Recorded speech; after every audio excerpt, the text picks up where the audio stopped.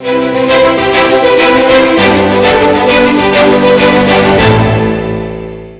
वही तो नाश की जड़ है। नाश की जड़ है, 2010 से है।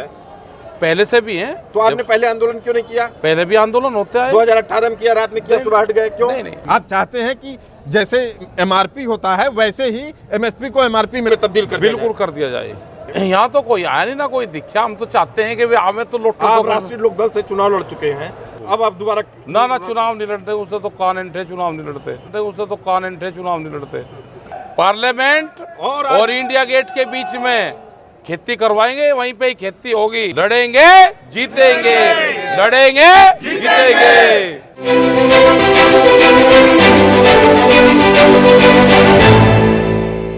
कंफ्यूज है कि आखिर मामला क्या है, किसान चाहते क्या हैं, इनकी मांगे मुख्य क्या हैं? आपकी क्या मुख्य मांगे हैं? देखो, हमारी मांग है कि पूरा देश का किसान बर्बाद हो चुका है, उसकी फसलों की कीमतें नहीं मिल रही। और अब तो सवाल ये है कि जो भारत सरकार ने फसलों के रेट तय करे हैं उसके भी कम पे हमारी फसलें खरीद हो रही। न्यूनतम समर्थन मूल्य की बात कर रहे हैं आप कि न्यूनतम समर्थन एमएसपी जो है, जो घोषित की जाती है, कई किसान उस पे भी अपनी फसल नहीं बेच पा रहे हैं। उस पर तो बेच ही नहीं पा रहे, उस पर भी बहुत कम उस पर फसल बिक रही है। और व्यापारी जो बिचौलवा है, बड़ी बड़ी कंपनियां हैं, उन्होंने पूरा किसान लूट लिया है एक किस्म से। हम तो इसलिए दिल्ली में आए हैं। आप न्यूनतम समर्थन मूल्य पे क्या चाहते हैं? हमारा ये है कि उस पर एक कानून बन जाए, एक लिखित में दस्तावेज बन जाए। क्या कानून बन जाए? कानून ये बन जाए कि जो न्यूनतम समर्थन मूल्य है उसके नीचे पे खरीद नहीं करेगी, वो सरकार हो, वो व्यापारी हो, वो मंडी हो, कोई भी आदमी। आप चाहते हैं कि जैसे एमआरपी होता है वैसे ही एमएसपी को एमआरपी में तब्दील कर बिल्कुल कर दिया जाए। बस यही एक मांग है कि और भी मांगे हैं? ये मांग है जो 3 बिल भारत सरकार लेकर आई है, उन बिलों को भी पूर्ण रूप से वापसी भारत सरकार। 3 महत्वपूर्ण बिल क्या है? 3 महत्वपूर्ण बिल हैं। एक तो उसमें भंडारण की उन्होंने दिया है कि कोई भी व्यापारी आएगा, पैन कार्ड वो लेगा, उसका कोई रजिस्ट्रेशन नहीं है, वो खरीद करेगा और वो कितना भी भंडारण कर सकता है। तो आपको भंडारण क्या, किसान के भंडारण करने पे आपत्ति है? व्यापारी बिचौलवा पे व्यापारी आएगा, वो भंडारण करेगा, सस्ते में खरीदेगा और फिर महंगे में बेचेगा। उससे कंज्यूमर भी मरेगा और किसान भी कंज्यूमर है। एक फसल वो बोता है तो 10 चीज़ें वो खरीदता है। ये चीज़ें कॉन्ट्रैक्ट फार्मिंग में है कि कॉन्ट्रैक्ट फार्मिंग में किस तरह का एग्रीमेंट होंगे, ग्रेडिंग होगी नहीं होगी, तो उसमें भी किसान के बहुत से सवाल है। किसान कोर्ट में नहीं जा सकता, ये भी उसमें सवाल। कॉन्ट्रैक्ट फार्मिंग में हम आपको बता दें क्या है। कॉन्ट्रैक्ट फार्मिंग में है कि एक कंपनी आएगी, वो मंडी अधिकारी के जरिए किसानों से समझौता करेगी उनके खेत पे, और जो फसल उपजाई जाएगी उसका मूल्य पहले से तय किया जाएगा। यही होता है कॉन्ट्रैक्ट फार्मिंग। लेकिन इनकी आपत्ति है, आपत्ति ये है कि न्यूनतम समर्थन मूल्य यानी जो एमएसपी है उसमें ये लिबर्टी होती है, उसमें ये चांस लिया जा सकता है कि किसान उस मूल्य पे बेचे या न बेचे, किसान की मर्जी के ऊपर होता है। जबकि कॉन्ट्रैक्ट फार्मिंग में उल्टा होता है। उल्टा क्या होता है कि अगर एक बार उसने समझौता कर लिया, उसके बाद फसल की दाम बढ़ रही है, उसका फायदा किसान को नहीं मिलेगा, अन्नदाता को नहीं मिलेगा, उसका असल फायदा मिलेगा बहुराष्ट्रीय कंपनियों को, ऐसी कंपनियों को जो अन्नदाता के भरोसे तो होती हैं, लेकिन उनके चीज़ों को लेके आगे नहीं बढ़ना चाह रही हैं, उनको लाभ नहीं देना चाह रही हैं। यही है। ये एक बड़ा सवाल है कि एमएसपी, यहाँ पर जरूरत एमएसपी की पड़ती है कि कंपनी भी कोई कॉन्ट्रैक्ट करे जो भारत सरकार का एमएसपी का रेट है उसके नीचे पर ना करे, वो कंपनी करे, वो कोई खरीदार करे। तो ये बहुत से सवाल है, दोनों एक दूसरे से जुड़े हुए सवाल है। ये किसानों में इतनी बातें हो रही, इतने नेता हैं, सरकार बात किससे करे? नहीं, बात तो अगर हमारे 5 लोगों से भी बात कर ले। 5 नाम बताइए, कौन होंगे? वे जिसको चाहे उसको ले जाएं, हम उसी को ट्रेंड करके भेज देंगे। क्योंकि जो भी किसान यहाँ पर आ रहा है, अगर आप किसी भी किसान से पूछोगे तो आप उससे पूछोगे कि तुम्हें आज फसल बेचने में फ़ायदा हो रहा है, नुकसान हो रहा। अगर इसको नुकसान हो रहा तो कानून खराब है, अगर इसको फायदा हो रहा तो कानून ठीक है। हमने कई किसानों से बात की, किसान कंफ्यूज हैं, उनको लग रहा है एमएसपी धोखा है। लेकिन क्या आप लोग ये बात आम किसान तक या आम लोगों तक नहीं पहुंचा पा रहे कि एक्चुअल में प्रॉब्लम कहाँ है, समस्या कहाँ है? बिल्कुल पता है। एमएसपी को इसलिए धोखा कह रहा कि ये भी एमएसपी को भी वो किसान कम मान रहा है। सरकार ने साफ कहा है कि आप पिछली प्रणाली को हम लागू करेंगे, उसको हटाएंगे नहीं। और वही तो नाश की जड़ है। नाश की जड़ है, 2010 से है। पहले से भी है। तो आपने पहले आंदोलन क्यों नहीं किया? पहले भी आंदोलन होता है। 2018 में किया, रात में किया, सुबह हट गए, क्यों? नहीं, ऐसे नहीं, आंदोलन हो रहे हैं भाई। जिस सरकार ने नहीं करा तो सरकार चली गई। अब उस सरकार को कहाँ से जाए? आप योगी सरकार से मुलाकात किए थे? योगी सरकार के हाथ में नहीं है वो, ये भारत का कानून है। नहीं, भारत का कानून है, ठीक है। हाँ, लेकिन योगी सरकार से स्टेट के जो इशू है उन पर बात हुई है। उन पे बात हुई है। कितने मुद्दे सॉल्व हुए हैं? जितने भी मुद्दे हैं, वो चाहे गन्ने का इशू हो, ये बार बार ये बात आ रही है सामने। किसान नेता जब सरकार के पास जाते हैं, मुख्यमंत्री के पास जाते हैं, प्रधानमंत्री के पास जाते हैं, तो कई बार होता है कि वो पक्ष नहीं रख पाते हैं। ऐसा है क्या? ऐसा नहीं, सब चीज रखे पक्ष। सरकार अगर ठीक काम करे, हम जाते हैं, मिलते हैं, हमारे हाथ में सिग्नेचर पावर थोड़ा है। हम तो आंदोलन करेंगे, उनसे मिलेंगे, अपनी बात कहेंगे। 3 बार आपकी मुलाकात हुई है, 3 बार मुलाकात हुई, तीनों में क्या मुद्दे, तीनों में क्या अहम मुद्दे रहे? पुराली वाला मुद्दा रहा कि क्या हुआ उत्तर प्रदेश में कि पुराली को पूर्ण रूप से मुक्त कर दिया जाए। इसका संसाधन सरकार मुहैया कराए कि पुराली का करे क्या। हमारे इतने साइंटिस्ट हैं, हमारी सरकारें हैं, भाई पुराली का आप इलाज करो। किसान ने धान पैदा कर दिया तो जिम्मेदारी सरकार की कि इसका पुराली का क्या निस्तार। बिल्कुल सही बात है। किसान अन्न उपजा रहा है, उसके ऊपर आप सरकार पूरा बोझ नहीं डाल सकती है। दूसरा इशू हमारा है कि गन्ने का है। हमने जो उत्तर प्रदेश का गन्ना एक्ट है, जो सरकार ने, उत्तर प्रदेश सरकार ने कानून बना दिया, हमने उसी पे कहा कि उसी कानून को आप लागू कर दो। उन्होंने कहा कि हम 14 दिन में गन्ने का भुगतान देंगे। हमने कहा कि ठीक है, मान लिया, दे दो। उन्होंने कहा कि 14 दिन के बाद में जो शुगर फैक्ट्री भुगतान नहीं देगी, हम उसका इंटरेस्ट दिलवाओगे। हमने कहा कि हम मंजूर हैं, ना वे भुगतान देते ना वे इंटरेस्ट देते, हम क्या करें? हम तो आंदोलन ही कर सकते हैं ना। आंदोलन करेंगे। ये बातें अगर जनता तक पहुंच रही है तो आप समझिए कि एक किसान नाकिर सड़क पे क्यों ठंडी रात में गुजारने के लिए मजबूर है। कोरोना जब पूरे देश में फैला हुआ है तो कोरोना में मुंह से मास्क नीचे उतर जा रहा है। हर आदमी अपना जान जोखिम में डाला हुआ है। केवल अन्नदाता की आवाज़ सही मायने में सही तरीके से आम लोगों तक पहुंचे। आपको मैं फिर पूछ रहा हूं, केवल यही मुद्दे हैं? पराली के हैं, एमएसपी के हैं, और भी मुद्दे हैं? और भी जो नया 3 बिल आए हैं जो भारत सरकार, 3 बिल साफ हैं। एक है कि कॉन्ट्रैक्ट फार्मिंग है जी। दूसरा है कि आपको एमएसपी पे इशू है जी। एमएसपी पे सरकार करिए, हम पुराने मामले को, पुराने धरने पे रहेंगे। आपको कोई दिक्कत है? दिक्कत तो उसी से ही तो दिक्कत है। आप चाहते हैं कि एमएसपी एमआरपी में तब्दील हो। आपको हम पहले भी अपने खबर में दिखा चुके हैं कि हम भी कहे थे किसान चाहता है एमएसपी को एमआरपी में तब्दील करिए। उससे जो आपने एमएसपी तय कर दी है उससे नीचे आप मत बेचने दीजिए किसी को भी। बिचौलिए आते हैं, कम में लेते हैं, बाद में महंगे में बेचते हैं। इसमें फूड कॉर्पोरेशन ऑफ इंडिया की भी मिलीभगत होती है। फूड कॉर्पोरेशन ऑफ इंडिया से आप कितने संतुष्ट हैं? हमारी खरीद वो भी ज़्यादा नहीं कर पाते, वो सिर्फ इतना करते हैं जितना को उनको पीडीएस में चाहिए, जो सरकार को डिस्ट्रीब्यूट करना है वो उतना खरीदते हैं। हमारा ये है कि सरकार हमारा पूरा मत खरीदे, लेकिन जो भी व्यापारी आवे वो उसके एमएसपी से कम पे ना खरीदे। हमारा सवाल ये है कि जो भी व्यापारी आवे उससे कम पे ना खरीद करे।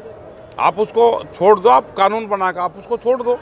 जो व्यापारी आएगा उससे कम पे नहीं खरीदेगा। एक पैरामीटर्स लग जाएगा, एक चिन्ह लग जाएगा कि इससे नीचे पे व्यापारी नहीं जाएगा। सरकारी मंडी, सरकार उनको लाइसेंस देती है, सरकार ने जमीन दी, सरकार का रेट, और फिर भी उससे नीचे पे खरीद होती है। तो ये तो अत्याचार है। वो है मिनिमम सपोर्ट प्राइस। अगर इससे कम पे खरीद होगी या किसान को इससे कम पे मिलेगा तो किसान नुकसान में जाएगा। आप अगर गांव के हालात देखोगे, किसान पूर्ण रूप से बर्बाद हो गया, तबाह हो गया। यहाँ पे ना एग्रीकल्चर, नेशनल एग्रीकल्चर पॉलिसी नहीं है। यहाँ पे 18 मंत्रालय कृषि डिपार्टमेंट को देखते हैं, तो जिसके 18 वालीवार वो होंगे तो उसका किसान का तो यही हाल होगा। राष्ट्रीय कृषि नीति एक बड़ा अहम मुद्दा है। बीजेपी सरकार भी कह रही थी कि राष्ट्रीय कृषि नीति पे हम चर्चा करेंगे और लाएंगे किसानों की सहमत से। उसमें क्या अहम मुद्दे हो सकते हैं राष्ट्रीय कृषि नीति में? देखो, अहम मुद्दे ये हैं कि उसमें 18 मिनिस्ट्री आएगी, उसके अंडर में 18 विभाग आएंगे जो कृषि को देखते हैं। जैसे अभी 5 लाख मीट्रिक टन इन्होंने मक्का बाहर से मंगा ली। किसान के खेत में मक्का खड़ी हुई है। आप अपने किसान को प्रोटेक्ट नहीं करोगे, आप बाहर से मंगाओगे तो किसान तो मर गया। तो ये है, ये जिस तरह के कानून लेकर आए इससे मंडियाँ भी खत्म होंगी। ये कहने जी मंडी में नहीं खत्म होने की, किसान मंडी में बेच लो या बाहर बेच लो। जब मंडी में टैक्स होगा और बाहर टैक्स फ्री होगा तो मंडी तो 2 साल में खत्म हो जाएगी। एक बड़ा मुद्दा इन्होंने उठाया। इनका कहना है सरल शब्दों में यह है कि आप जब कॉन्ट्रैक्ट फार्मिंग लागू करेंगे तो एमएसपी से हो सकता है ज़्यादा हो, लेकिन किसान को उसमें लाभ की गुंजाइश कम होती है, फिक्स हो जाता है। अगर उसके बाद दाम बहुत कम हुआ तो जो कानून बना है उसमें एग्रीमेंट जो होता है वो किसान का कंपनी से नहीं होता है, किसान का मंडी अधिकारी से होता है। ये मंडी अधिकारी भी अगर ईमानदार हुआ तब तो ठीक है, नहीं तो व्यवस्था वैसा ही वो बिचौलिया साबित होगा। यही कहना चाह रहे हैं आप? नहीं, मंडी अधिकारी नहीं, मंडी अधिकारी तो वहाँ कंट्रोल करता है मंडी के सिस्टम को। जो वहाँ पे व्यापारी होता है, जो उसका कॉन्ट्रैक्ट फार्मिंग में किसान से मंडी अधिकारी समझौता करेगा, मैं ये कह रहा हूँ जी, वो करेगा। लेकिन हमने कहा कि एक पैरामीटर सरकार की तरफ से आ जाए कि इससे कम पे समझौता नहीं होगा, वो आप क्लोज डलवा दो उसमें। हमने तो सरकार को ये कहा ना कि आप वो क्लोज डाल लोगे जब आपकी रिपोर्ट पे ये होगा कि इससे कम पे अगर किसान फसल बेचेगा तो उसको नुकसान होगा। ये सरकार की जो रिपोर्टें हैं उन्होंने मानना है, और उससे कम पे अगर कॉन्ट्रैक्ट होगा तो भी नुकसान होगा। आपकी 5 अहम मांगे मान ली जाए तो पहला ये हो गया कि एमएसपी को एमआरपी में तब्दील कर दिया जाए। एमआरपी तो उससे ज़्यादा होगी, एमएसपी अलग चीज़ है। एमएसपी पे हम अपनी फसल को बेच हम दें। कह रहे हैं कि एमएसपी फिक्स होना चाहिए, सरकार बाउंड हो उसको लेने के लिए। अगर नहीं ले रही सरकार तो दूसरा आदमी जो खरीदे वो भी एमएसपी पे ही खरीदे। ये अगर ऐसा नहीं करता है तो उसके ऊपर कानूनी कार्रवाई हो जाए। ये एक बड़ा सवाल है। बहुत ही अच्छा आपका पहल है, इससे किसानों को शक्ति मिलेगी, उनकी हित की बात होगी। दूसरा मुद्दा ये है कि जो भंडारण व्यवस्था होगी, इन्होंने व्यापारी को खुली छूट दे दी कि भंडारण की, कि आप कितना भी कलेक्ट करो, भंडारण करो और फिर महंगे उस पर आप बेचो।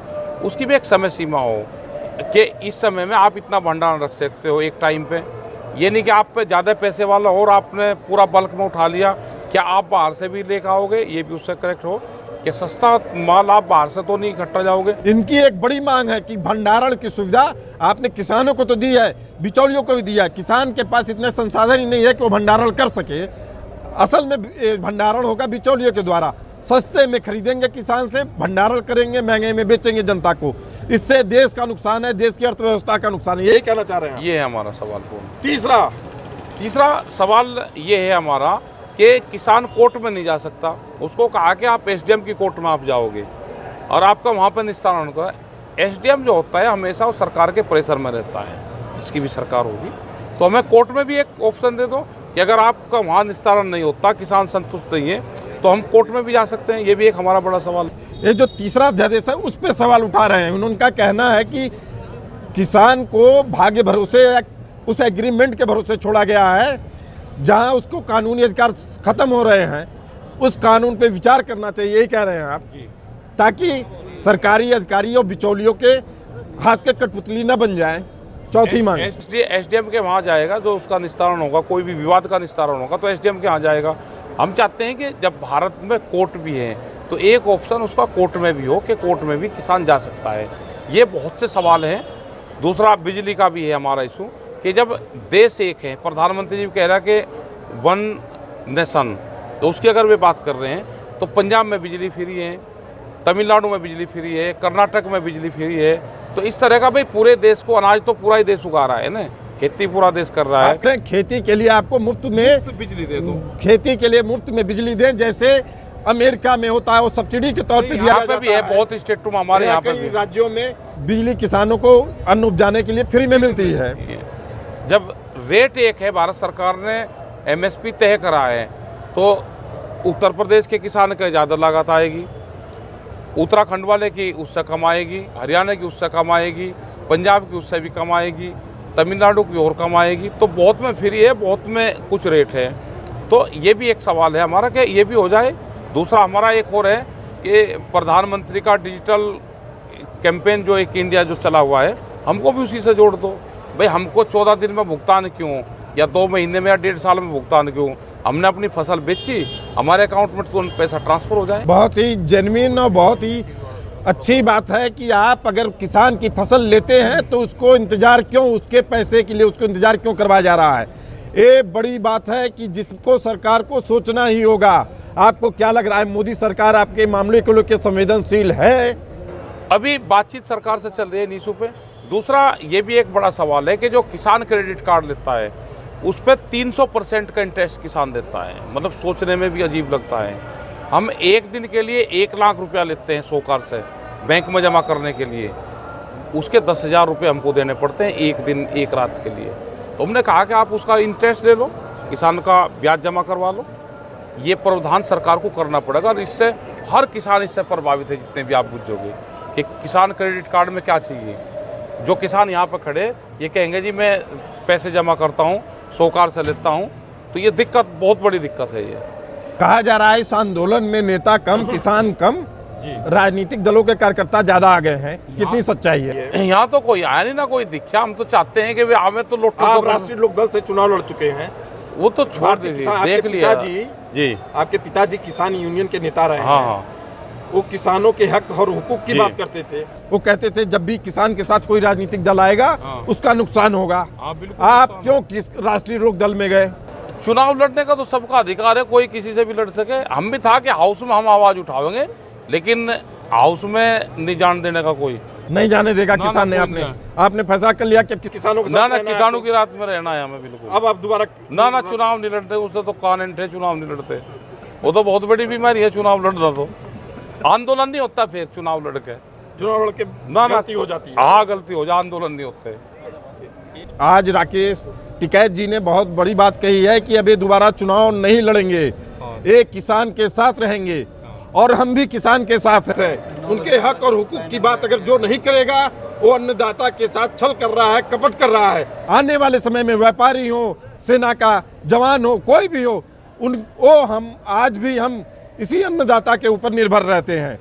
हमें भी इन किसानों की जरूरी और मूलभूत मांगों को समझना चाहिए। आप समझ लीजिए किसानों के साथ एक साल से एक प्रकार का छल हो रहा है। ये मोदी सरकार के समय से नहीं हो रहा, जब से आज़ाद हुआ देश तब से हो रहा है ये छल। इस छल को खत्म करना होगा। आप आवाज़ सुन रहे होंगे, किसान चारों तरफ से नारेबाजी कर रहे हैं। पुलिस का दबाव इतना है कि इसको घेराबंदी करके एक किलेबंदी कर दी गई है ताकि किसानों की आवाज़ आम जनता से न मिल सके। इसके लिए आप क्या कुछ कोशिश करेंगे? नहीं, हम अपनी जनता से आवाज़ मिलाएंगे। हम तो दिल्ली जाना चाहते हैं ना, हमें दिल्ली उसमें जाने दो, वहाँ पे इंडिया गेट पर जाने दो, किसान जाके देख लगा। दिल्ली की चमचमाती सड़कें किसान देख लगा। आप चाहते हैं कि किसान दिल्ली के अंदर जाएं, वहाँ आंदोलन करें? वाट क्लब पर चला जाएगा, घूम लगे, हम भी देख लेंगे। वोट क्लब पे 32 साल पहले भी हम गए वहाँ पे, अब की बार फिर देख लेंगे। आप चाहते हैं कि इस आंदोलन को उग्र बनाना चाहते हैं आप? उग्र कहाँ, दिल्ली में तो शांतिपूर्ण। 26 जनवरी को हमारे ही 26 जनवरी तो बहुत है, उससे पहले ही भेज दो ना। 26 जनवरी की परेड में भी शामिल हो जाएंगे। तो क्या करेंगे परेड में शामिल होकर? देख लेंगे, अपना ये दिखाएंगे ना। हम भी अपने एग्रीकल्चर इक्विपमेंट दिखाएंगे, अपने ट्रैक्टर दिखाएंगे। ये ट्रैक्टर क्या खेत में चलेंगे ऊपर खाबड़ जगह? ये दिल्ली की मखमली सड़कों पर नहीं चल सकते, वहाँ पे भी चलेगा ये ट्रैक्टर। जाएगा दिल्ली, दिल्ली जाएगा ट्रैक्टर। अगर मांग नहीं मानी गई तो जाएगा ट्रैक्टर, जाएगा ट्रैक्टर, दिल्ली जाएगा। उन चमकीली सड़कों पे, उन चमचमाती सड़कों पे ये ट्रैक्टर चलेगा। आप देख रहे होंगे राकेश टिकैत जी ने ऐलान कर दिया है कि अगर उनकी मांगे नहीं मानी गई तो दिल्ली की तरफ कूच करेंगे। पार्लियामेंट और इंडिया गेट के बीच में खेती करवाएंगे, वहीं पे ही खेती होगी। एक बात कर रहे हैं राकेश टिकैत, अगर मांगे नहीं मानी गई तो इंडिया गेट और पार्लियामेंट के बीच जो जगह है वहाँ खेती होगी। और ये मान के चलिए कि इस ठंड में ठिठुरते हुए किसान अगर अपनी आवाज़ उठा रहे हैं तो उस आवाज़ को हर आदमी को समर्थन देना चाहिए। हम सरकार से भी अपील करते हैं उन किसानों से वो बात करें और जहां तक सक्षम हो सके उनकी मांगों को पूरी करने की कोशिश करें। आप हमारे साथ बातचीत की आपका बहुत बहुत धन्यवाद। लड़ेंगे जीतेंगे, लड़ेंगे जीतेंगे।